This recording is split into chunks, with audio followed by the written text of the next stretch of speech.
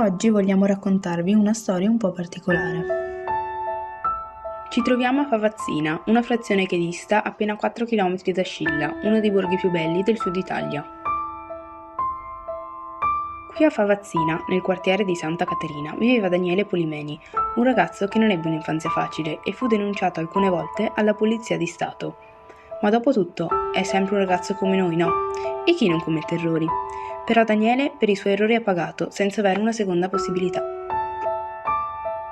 Il 30 marzo del 2005 Daniele Polimeni scompare.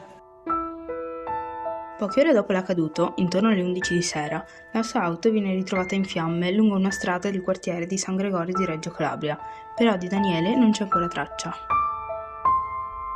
Solo 2 giorni dopo il corpo di Daniele viene ritrovato carbonizzato all'acquedotto di Favazzina. Le modalità del delitto fanno pensare che si tratti di una vera e propria esecuzione in stile mafioso. Non è difficile né affrettato giungere a questa conclusione. Daniele non ha avuto il tempo di iniziare la sua vita e insieme a lui i suoi genitori hanno fermato la loro. Ad oggi non si conoscono né il movente né gli autori del delitto, ma solo ad un'unica domanda si cerca risposta. Perché? Perché si è stati capaci di commettere un gesto così atroce? Perché proprio Daniele? All'acquedotto di Favazzina sorge un enorme murales con la scritta "Tenacia e colore contro rassegnazione e omertà". Nel punto in cui è stato ritrovato Daniele è stato piantato il fiore della memoria.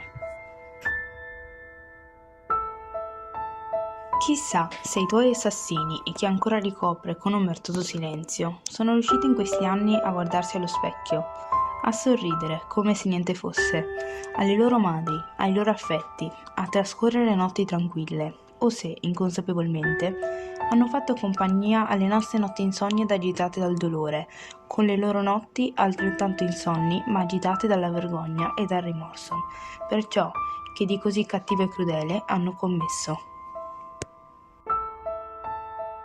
Cara mafia, volevamo dirti solo questo. Anche noi vogliamo metterci in prima linea contro di te, per quello che possiamo, per far capire a tutti che è importante interessarsi anche a quei problemi che per noi sembrano piccoli e distanti, ma che in realtà sono più vicini di quanto crediamo. Anna e Pietro, i genitori di Daniele, sono per tutti noi un esempio da seguire e da imitare, perché anche nel momento più difficile della loro vita sono riusciti a rialzarsi in piedi e a utilizzare la loro forza e il loro coraggio per trasmetterci e per insegnarci quello che hanno imparato da questa orribile esperienza.